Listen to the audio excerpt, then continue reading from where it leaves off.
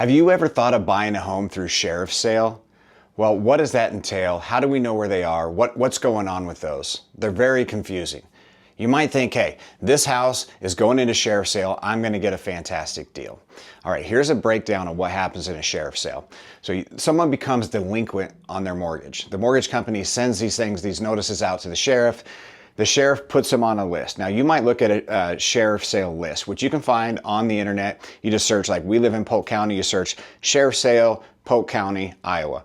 And you're gonna find a list of all the homes that are on their radar. Now some of them are just delinquent. So they'll say pre-foreclosure or pre-sheriff sale. What that means is they're just behind.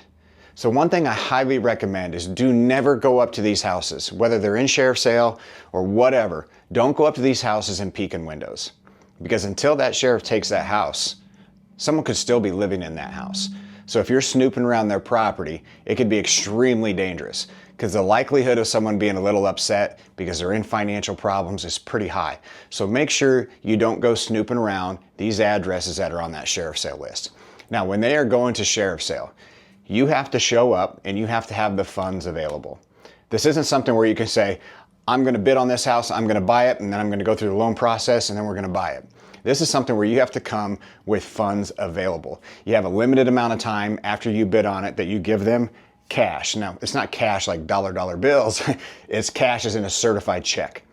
So you have to go out and you have to go to the auction and you have to bid on it. Now, you're likely going to be bidding against the bank. The bank has a certain amount of debt on that property and they're going to say, okay, I'm going to bid up to this level. If someone else wants to buy it at that level, it's not worth us messing with it. So you're going to be bidding against the bank or whoever holds the mortgage first and foremost. As you continue to bid, right, once you get to that point where, hey, I won this bid, you're going to have a certain amount of time where you're going to have to present them a check. Once you get that, then the house is yours. But here's the problem. You can't walk through that house. You don't know a whole lot about that house. A lot of investors will do everything they can to find out as much details as they can. They'll drive around it. Maybe they'll go look at it. They'll go try and peek in the windows. But at the end of the day, you're buying a house blind.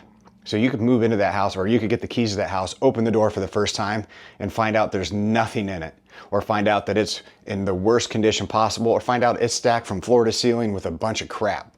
So it's a very risky investment. But if you buy it at the right price, it could be worth it. But just remember, you have to have funds available. You have to take a major risk, and it may not be worth it to you. If you're looking for a home for yourself, you might just want to find a real estate agent like myself, call us, and let us help you find a house. Sheriff sales can be very tricky and very risky.